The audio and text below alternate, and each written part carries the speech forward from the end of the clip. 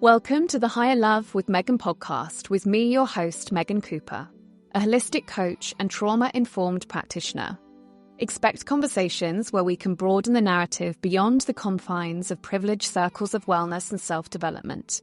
It is my intention to take my listeners on a deep, personal journey of self-discovery, to shift away from band-aid solutions, to instead address the root causes that perpetuate ongoing cycles in your life, so that you can discover your authenticity and wholeness and truly heal and thrive. As you truly heal and thrive within yourself, you'll also be journeying together in collective discovery, understanding and uncovering the impact of how collective traumas shape our social structures and institutions and perpetuate the wider ongoing cycles of suffering.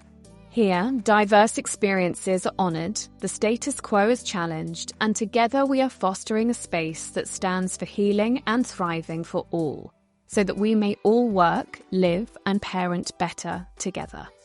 As a listener, you are not just here to passively consume. You're an ambassador for deep healing and societal evolutions, ready to engage in thought-provoking, challenging conversations. As your host, I'm committed to providing ever-expansive spaces that inspire us to contribute to a world defined by higher love. Thank you for joining me on this journey. Enjoy.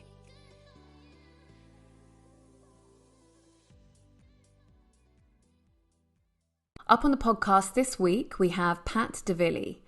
Pat has been involved in the wellness industry for over 15 years, starting in the physical fitness space before transitioning to the areas of mental, emotional, and relational wellness. He is an experienced breathworker, a trauma release facilitator, and spent a year training in a psychotherapeutic approach called compassionate inquiry with renowned addiction and trauma specialist Gabor Maté. Since 2017, he has released over 250 episodes of his podcast and run hundreds of seminars, workshops, and retreats, whilst continuing to invest in his own learning and development. Pat is also the #1 best-selling author of the book Fit Mind. Enjoy.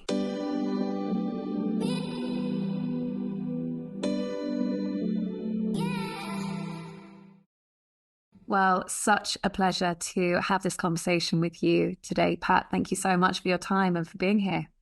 Thank you. My pleasure. It's always nerve-wracking when the record light comes on. Yeah, I know. Especially in that robotic voice. Absolutely. Okay, so just starting off with obviously a little bit of background on kind of who you are and what you're about. So just a little bit of a broad question of what would you regard as your mission right now? I have a mission statement that sort of says that I create a connected and authentic world by allowing space for myself and others to live with compassion, play, and curiosity. So that's sort of that's an exercise I actually came to in a retreat. And the background of the exercise was to look at what was lacking in your childhood and then think about how you can bring that into the world, in the idea that oftentimes our wound is the womb for our work. And so I hope to bring connection and authenticity to the world through my work. And I do that by creating spaces where people can show up in a different way and maybe try on different aspects of themselves and bring some of their shadow into the light.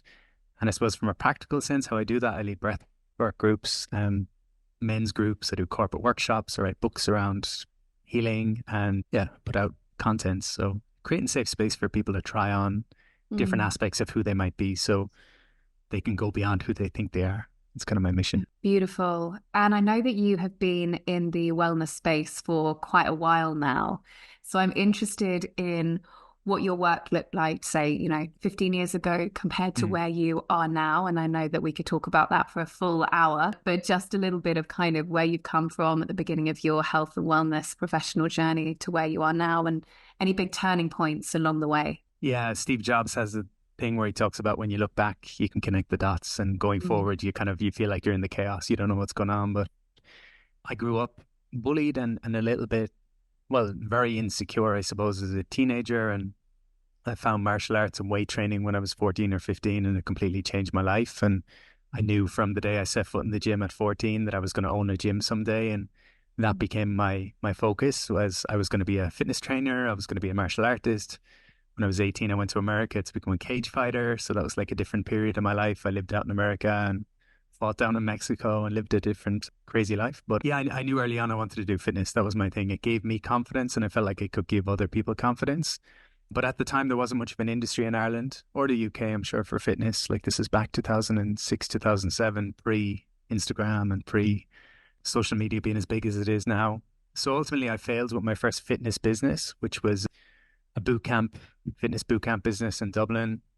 I had left Galway, my hometown, and gone to Dublin, that insecure young man wanting to prove himself and kind of become somebody in the big city. And when I came back with my tail between my legs, I really felt a lot of shame. I had to move back in with my parents and borrow money for a bus fare home on Christmas Eve. And I really struggled with my mental health after, I suppose, setting out to do something that everyone around me told me wasn't possible at the time. And I was defiant that I was going to show people what I could do and that I failed. And ultimately, I got work in a pizza shop and I started teaching fitness classes just on the side whilst I was trying to figure out what I was going to do next.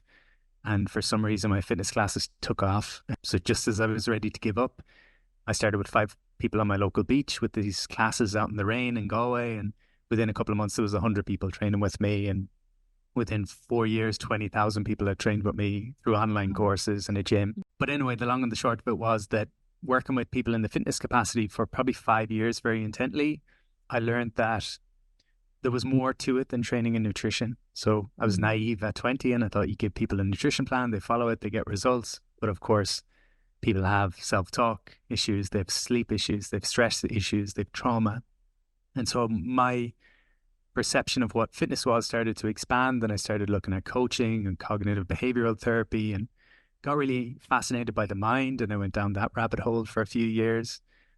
And then over the last 6 or 7 years, I got more interested in trauma and our emotional wellness. And so I suppose to put it shortly, I would say I started with physical fitness, and then I became interested in mental fitness, and then I became interested in emotional fitness and relational fitness. So it's just kind of deepened, and I suppose I've got a fairly holistic approach now that we're not, everything is influenced by everything else. So our relationships, our environment, I find it interesting that with psychology, like back in the day, psychology was, it stood for the study of the soul, but it's become more and more compartmentalized over the years. And now it's just about the mind, but obviously the mind, our environment, our background, our history, our social support, our physical health, all these things influence our soul. Yeah, so that's kind of been the journey, I guess, in a short way. I'm intrigued with the way that because I know that we've both done the compassionate inquiry training, and which is Gabor Maté's approach to trauma.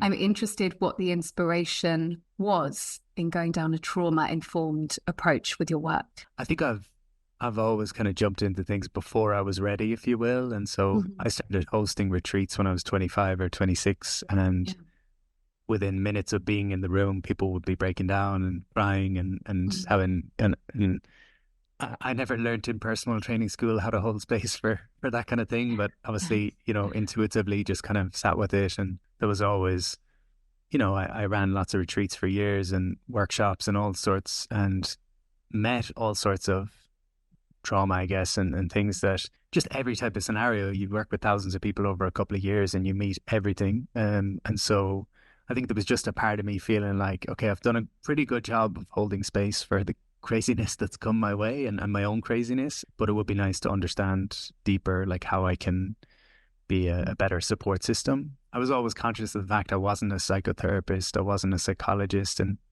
people have come to me for years with pretty heavy stuff. And so I wanted support. I wanted to do my own work on a deeper level. I wanted to understand Gabor's approach. Obviously, he's such a pivotal role model over the last couple of years in particular. And it was during the COVID pandemic that I did the training. And so it really gave me a structure to my life. And I found it really useful just to have to show up for something on a consistent basis. And they told us at the start of the training, this is going to be a triggering year. And I thought, I've done plant medicine, I've done years of inner work, I'll be fine. But of course, a couple of months in, you're showing up for a session and you're doing weekly therapy with your cohort, and people would say, what's going on for you today? I'm fine.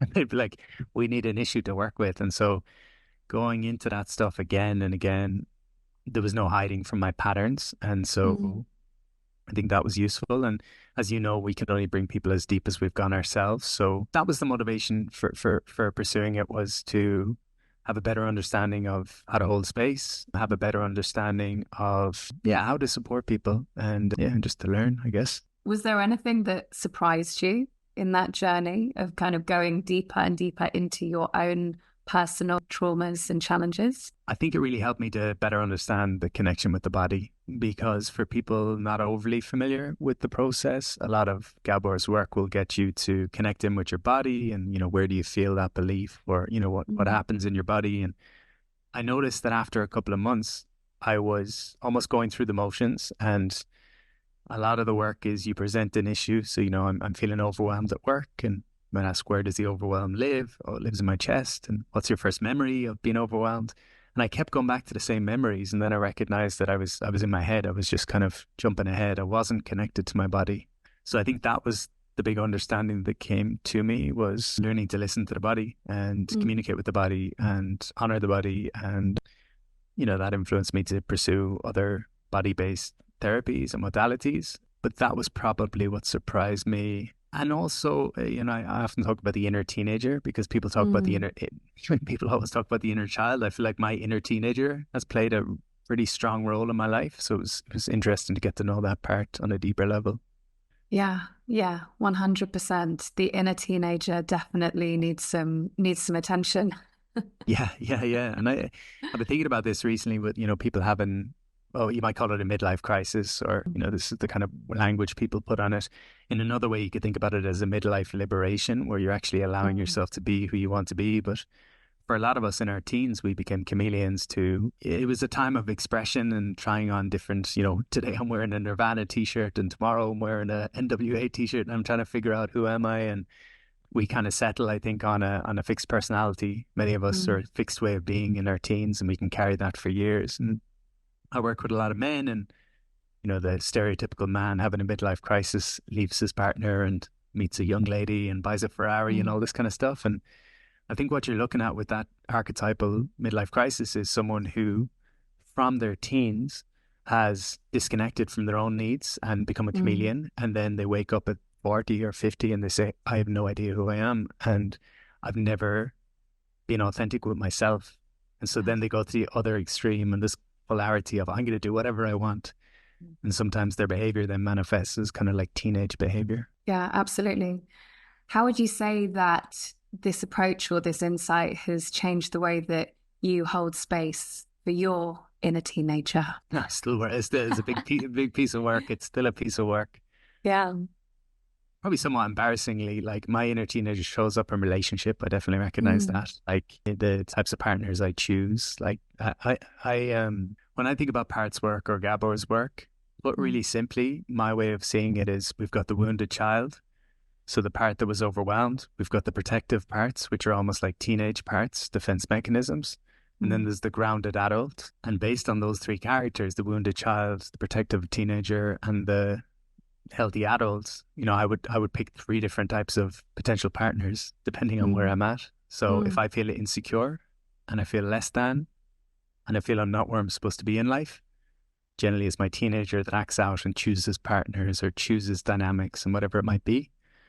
When I'm grounded and I'm fulfilled and I'm in accordance with my values and I'm honest with myself and I'm authentic, then my grounded adult gets to choose how I want to be in relationship. So, but yeah, my teenage part, I think, is just recognizing, like, when am I looking for validation? When am I feeding into peer pressure? When am I losing the courage to speak up for fear of standing out? Those are some of the ways my teenager manifests. I love that. I just started kind of putting my past boyfriends into different categories of wounded child, pick that one, teenager, pick that one. Fortunately, I think that my soon-to-be husband was picked by my grounded adult. So good. That's positive. Good stuff. Yeah.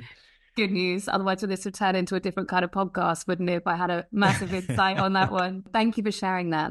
It's a really interesting insight. I love that. Thank you. And how do you feel like that has influenced your exploration into shadow work? I know that the shadow is something that you're really interested and passionate about within your work. I suppose in a sense, there's like so many ways of exploring shadow, and people I'm writing a book about it at the moment because it's a term that pops up a lot and a lot of people have heard of it. Like even in the mainstream, people will have heard of shadow work, but maybe not be fully sure.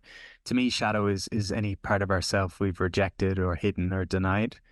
How it manifests in this context, I guess the shadow aspects of that dynamic will be the parts that the wounded child was overwhelmed by that I didn't want to feel. That's been pushed into shadow. So the grief or the sadness or the anger or the loneliness, the parts that were this is kind of my visual of how I see it, is that we have an overwhelming experience and somatically the body responds by freezing. We lose our voice, we tense our bodies, we lose our breath, and that becomes frozen in time almost. And then these protective characters step in to say, I don't want this to happen again. So a little boy or girl who's bullied freezes in time. They don't feel the feeling of the moment, so they don't fully feel the fear or the overwhelm or the sadness or the anger. So that stays stuck in the system. And then the protective parts come in and say, well, okay, we're going to become a people pleaser so this doesn't happen again. Or we'll become an achiever, or we'll become a addict, or whatever it might be.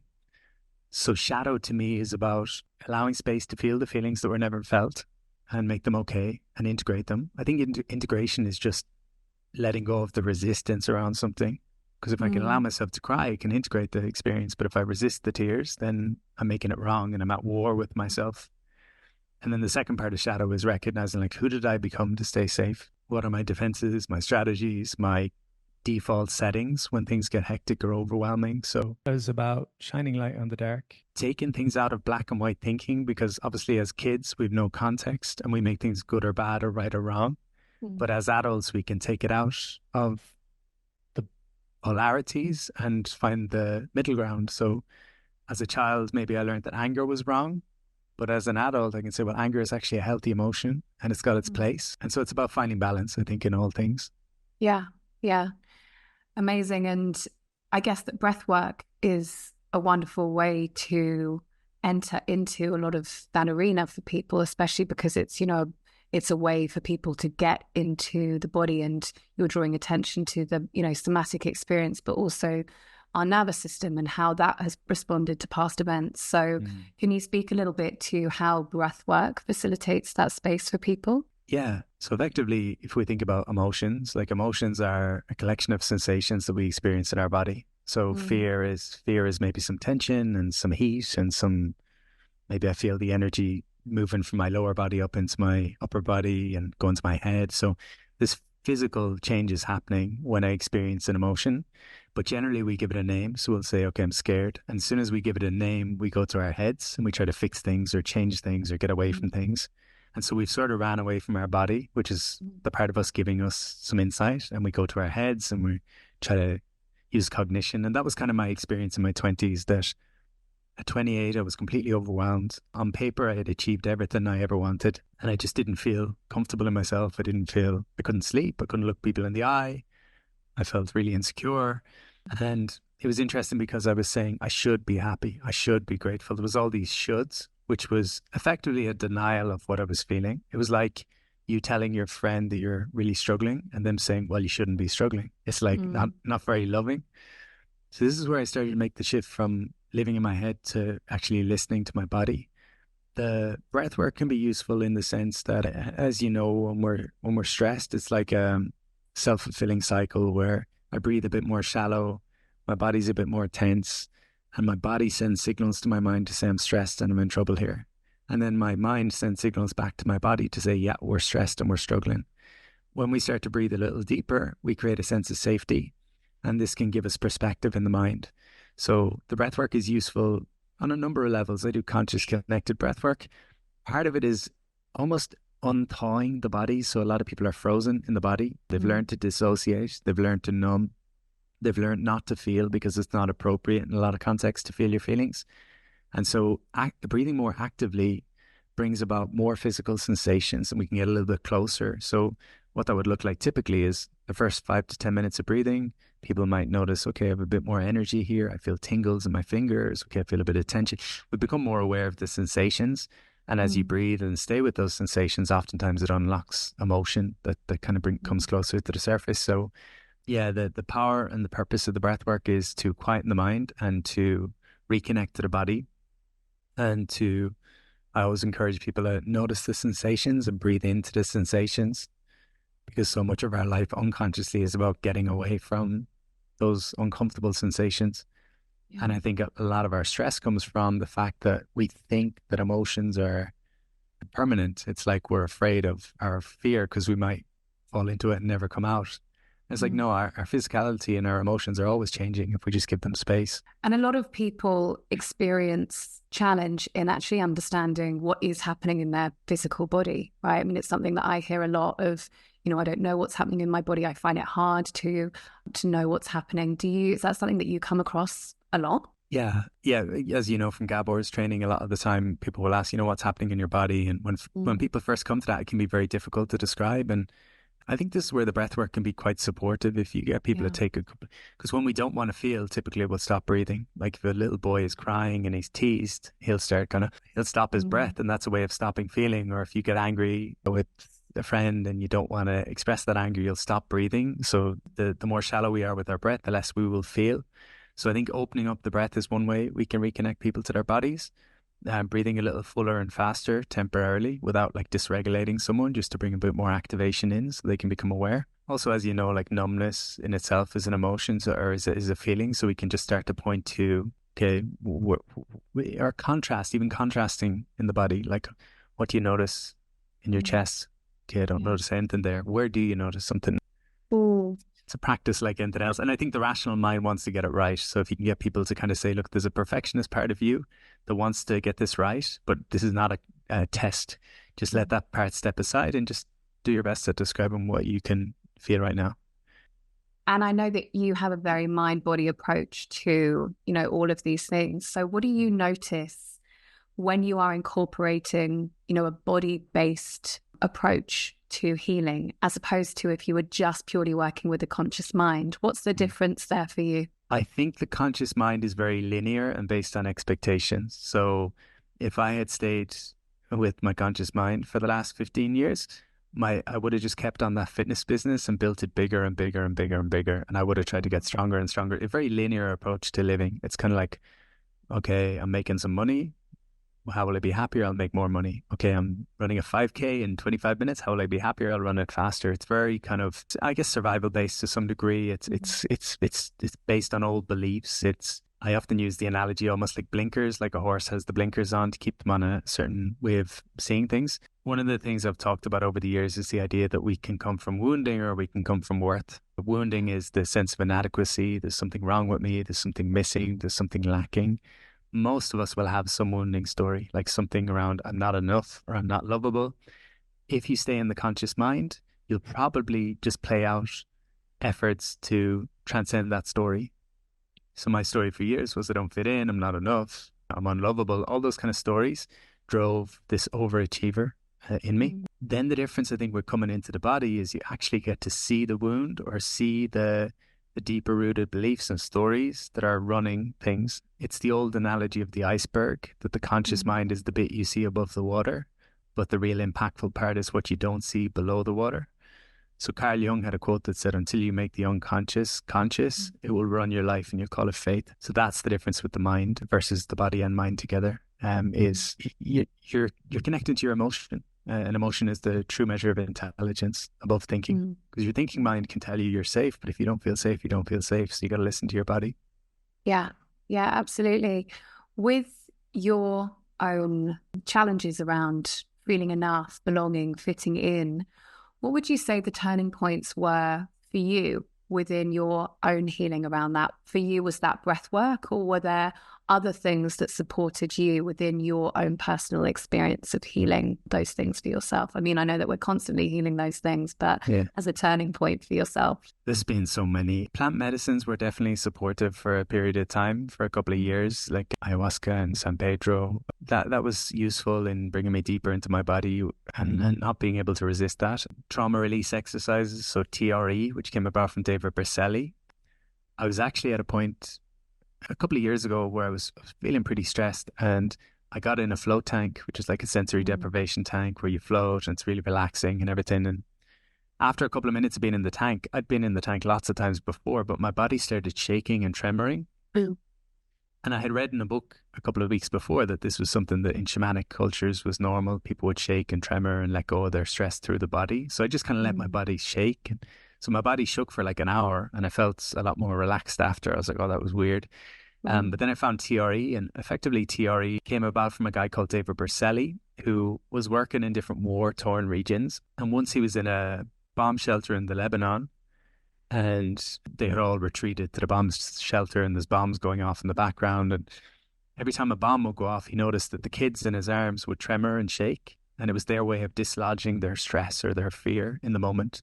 And he looked around the room and he noticed that once kids got to kind of being a bit older and they were socialized, they didn't want to look uncool or didn't want to look scared. And so they'd stop themselves from tremoring. In other words, they'd stop themselves from expressing.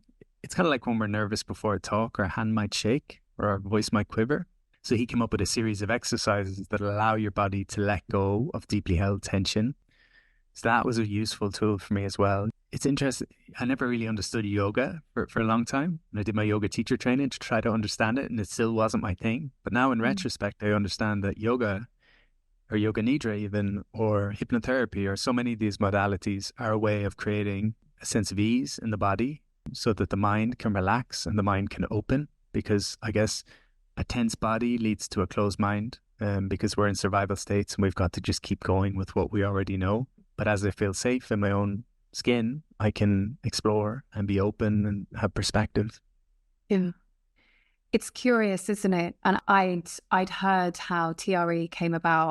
I heard a podcast about it, and I investigated it myself. I've done it myself and found it really curious that it's such a natural thing for us to do, as you shared, kids shaking and, us, if we're feeling very nervous about something, we'll notice within ourselves. But there's so much narrative, around not doing these things. If someone's anxious and we're shaking, someone be like, oh, don't worry, like you don't need to do that. Like, I'll stop shaking, that type of thing.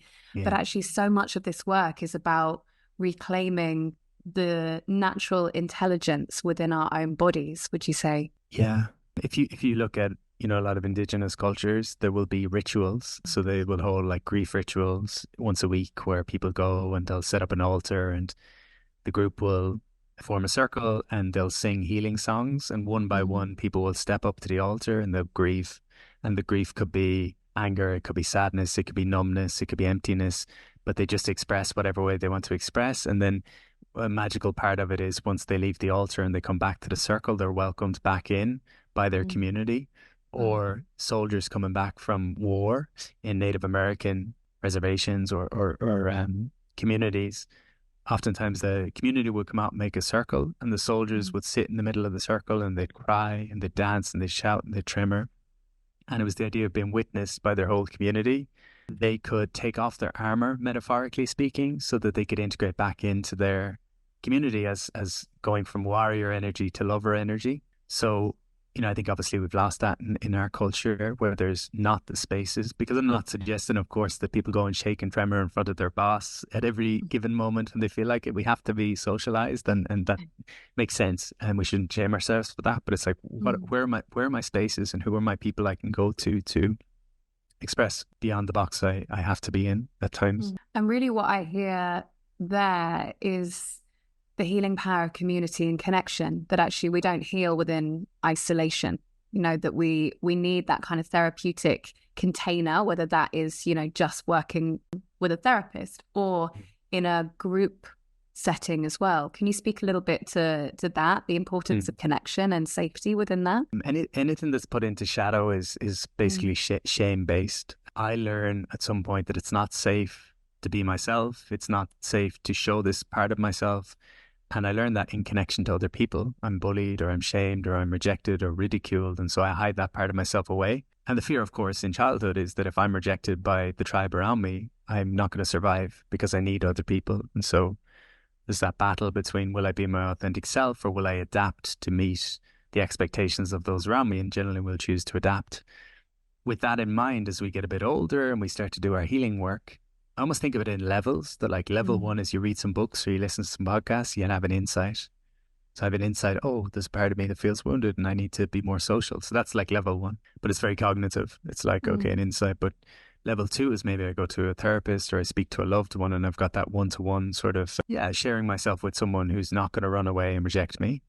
And then I almost think of it as level 3 as like group. I think there's something powerful in the group that, we spoke before we hit record about retreats that we're going to be attending or facilitating in the coming months. And I think there's something special in that where I see it, at least the energy at the start of a retreat versus the end of the retreat, where people just unload all of these expectations they have on themselves as they're met with love and acceptance, because the antidote to shame is self-compassion or compassion from others. So if I'm wounded in relationship, healing needs to happen in relationship too. And I know, like, from being in men's groups for years, I've gone to men's events where there's 60 guys and each guy will just share something. And I'm not saying share in a just using words, but they'll lie on the ground and cry for the little boy in them, or they'll beat the crap out of a punch bag and collapse into tears and be met with love by a community of men around them. That's, I think, where healing happens. Is it's okay. That's effectively the message that we need to have mirrored back to us. It's okay to be you.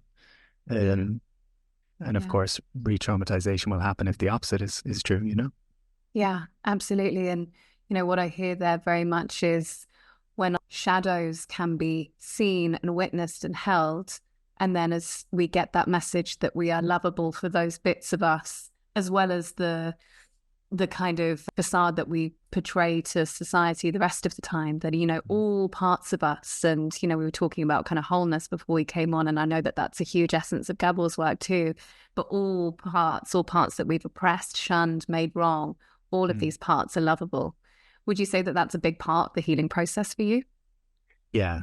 There's two quotes. I won't have them off the top of my head, but Anthony DeMello, who's probably my favorite teacher, he had a quote, something to the effect of, he said, I was neurotic for years and I was depressed and anxious and alone and I wanted to change and I couldn't change. And then he said, one day I met someone and they said, don't change. I love you just as you are. And he said, in that moment I relaxed and I came alive and suddenly everything changed. So it's kind of that idea of acceptance. And then Almas has that quote of something around the idea that every part of you that you don't want to love is trying to protect you in some way. And if you can see the magic in that part and accept it and appreciate it, then everything can relax. But until then, you'll be at war with yourself, trying to cut off from aspects of you that have tried to keep you safe. This is a big part of my work now, actually, is the awareness that we all have needs as humans. There's fundamental needs like a roof above my head and food on the table and stuff that we all have. But I think individually then we have needs that maybe are specific to us to some degree. Like, I want to connect with people that are interested in similar things. I want to express myself creatively. I want to, move my body physically in a certain way. Whatever, we all have these needs. And what I've come to learn is if we don't consciously choose to meet those needs, so if we don't create the spaces for those needs to be met, we'll do it in unconscious ways. So, simple example, a couple of years ago, I worked with a gambling addict. I think this was even pre-working with Gabor, and he couldn't stop gambling, and it had taken everything from him. And I asked him, what did it give you? And he was adamant it gave him nothing. It just robbed him of everything. And as we kept asking the question and with curiosity, he came to see that the bookies was the only place in his life where he had any form of human connection, which is the ultimate fundamental human need. And so it made complete sense on some level. And so we were able to help him find other avenues to meet that need. And similarly, when I was in my 20s, I drank like a fish on the weekends. I would get blackout drunk and I'd have all this shame because I was a fitness guy and running a gym. And when I think about what it was giving me, it helped me quieten a busy mind. It helped me to have a sense of connection because all my friends were in the pub. And I was able to kind of shift gears and come to jiu-jitsu as meeting the same needs, which was quiet mind and a social circle. So yeah, as you say, if we can come at these things from a compassionate lens and ask, what is this giving me? And then we can think about, is there more empowering ways to meet the same need? It's useful, obviously, to have support from other people as you explore it, because when these things are close to us and they're our addictions, if we want to call it that, it can be hard to see the gifts in them. But if sometimes in my men's groups, I'll kind of say, okay, what might John be getting from his, and other people with a bit of distance can see, oh, that makes sense, what you're doing. I'm curious because trauma in a way, and, the challenges that we face, all of it is so unique. We've all had our unique experiences, and that is, it's very much our kind of individual wounding. But I'm curious as well, within collective trauma, because there are things that have also affected all of us on a much more mass scale. Within the spaces that you facilitate, do you see that at play, you know, these collective things that are impacting all of us? Yeah. Again, I see a lot of this through the lens of shadow. And when we think about shadow, there's kind of 3 layers of conditioning that we all go through. So the first layer is the household that we grow up in, the sort of expectations placed on us. This is good, this is bad, this is right, this is wrong. And then we go from our household to our school or our kind of wider community. And then friends and peers and coaches start to give us more rules. This is right, this is wrong. But the third layer that influences us all is the cultural layer, which is gender, your nationality, your religion, your socio-economic background, and how you should see yourself and how you should portray yourself based on all these things. So, you know, the cliche things of, oh, boys don't cry, girls don't get angry, sexual orientation, depending on where you grow up. So culturally, I think where we grow up has a huge influence on what's acceptable versus what's not. You know, some cultures in the West, there's a real push toward individualism and becoming successful. Like that's our big thing that we're all kind of conditioned into. And then maybe in other parts of the world, it's much more about community, and to go and be an individual is actually shunned. And so, yeah, you know, I think it's a weird analogy, but I sometimes think about the airport. And if you're going to the airport and you're late for your flight and you become dysregulated and grumpy and reactive and you start pushing past people, it's almost like a virus that's going to dysregulate those people. And then those people go and they get rude with the staff. And then the staff at the airport get rude with, and it just becomes this kind of, it's like they talk about, you know, hurt people. It's kind of the idea, dysregulated people dysregulate people. And so, you know, not understanding our own shadow and our own patterns leads to fear, and fear leads to us projecting outward. Projecting outward leads to this cultural and collective shadow. You know, there's huge support in Ireland for what's happening.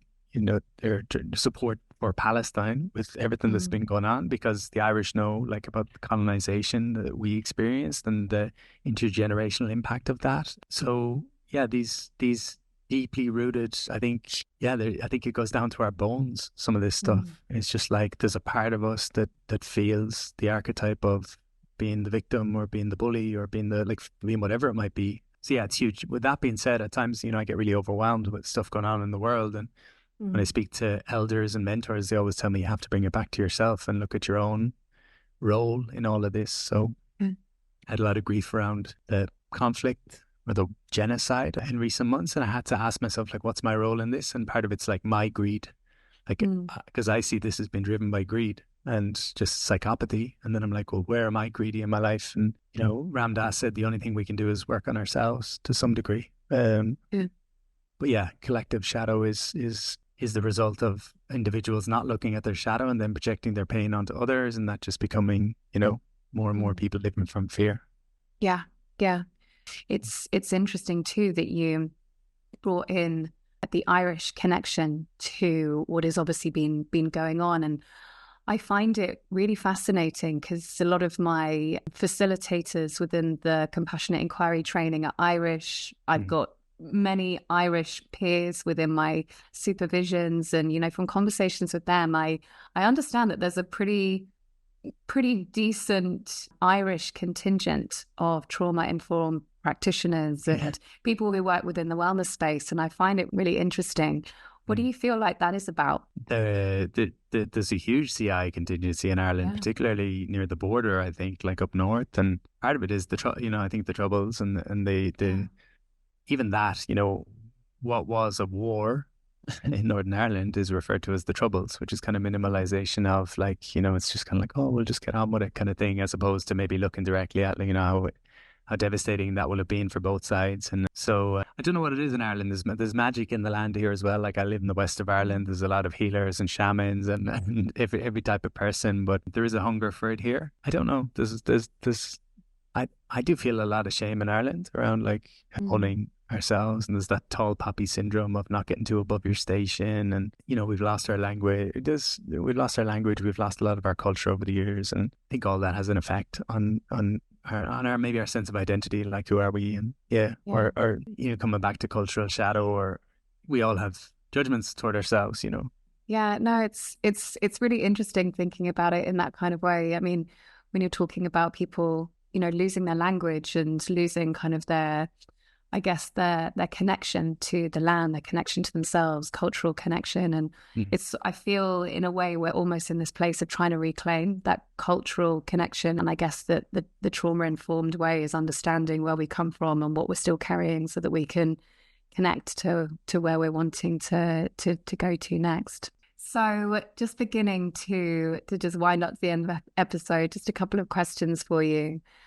What would you love other facilitators who are perhaps listening to this conversation, and also the facilitators that you are teaching within your breathwork training, what would you love for them to know in terms of holding group spaces in a trauma-informed mind-body way? What would you love people to take away from that? I think attunement is everything. So your capacity to be present to what's there. And that can be challenging because particularly when you're new to it, you've got all these plans in your head about what the session should look like and how you should, or what you're supposed. I think being human, like Gabor had that thing about, I think he said something like, I'm not so concerned with being professional as I am being appropriate, or something like that. Like if he feels it's appropriate to give a hug, he's going to give a hug. Whereas in certain contexts, that wouldn't be considered professional. So I think attunement, I studied with a guy called Dwayne O'Kane last year, who's a great facilitator from Canada. He runs a psychotherapy school called Clear Mind. And he had us do an exercise. We were going to do psychodrama, which is like really kind of big work and really cool and technical and stuff. But what we ended up doing, it was a group of 10 guys. We're all facilitators.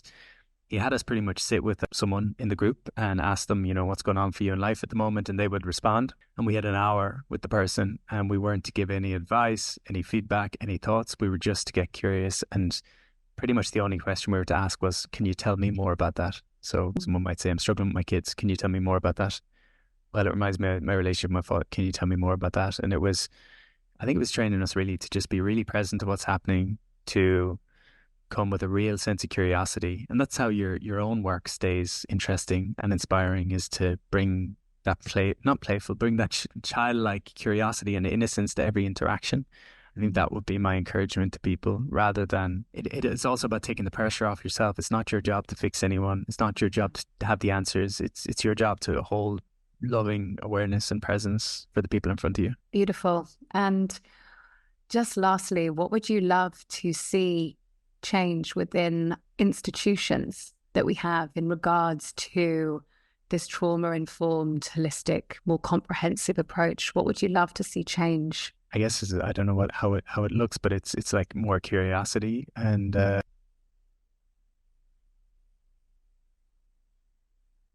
more questions, less statements, more curiosity, less putting people in boxes. I think I don't know what that looks like, but that would be it.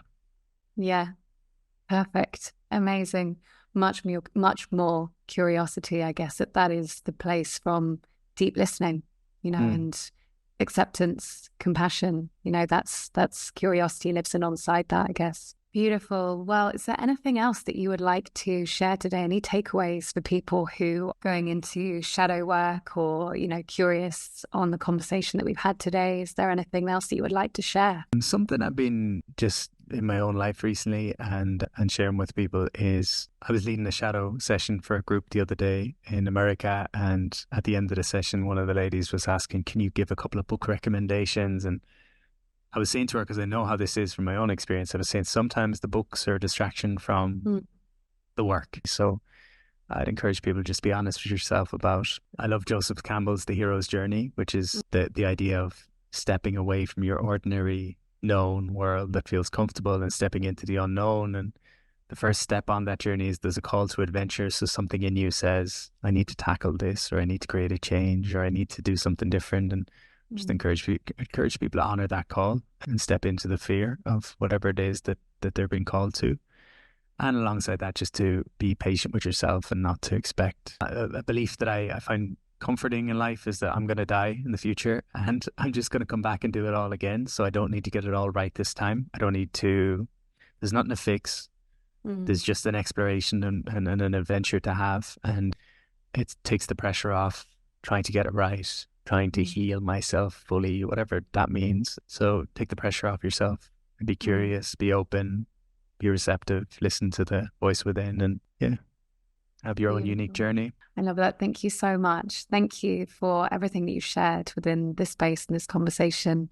Thank you. Just what is next for you in terms of work, life, and how can people connect with you? Work, I'm finishing my book on the shadow, which will be out next year. And I'm starting my breathwork school in June, which is going to be great. Life, I'm going to Egypt freediving for a few weeks, which I'm excited for. Divilly.com is my website if people want to touch base. And yeah, that's it. I appreciate you having me on. Thank you for listening. It's great to have you with me on this journey towards higher love for all. Our time is our greatest commodity and gift, so thanks for investing it in yourself and sharing it with me. Please do take a moment to rate and review the show, all of which enables more people to find me and for me to connect with more great guests each week for both yours and my enjoyment. All links, references, and contact information is detailed too within the show notes. And I always love to hear your feedback, so feel free to hit me up on my Instagram at higherlove_with_Megan or via my website, higher-love.com. Send your takeaways, and if you enjoyed this episode, please share or send on to someone else who would benefit. Until next time, big love.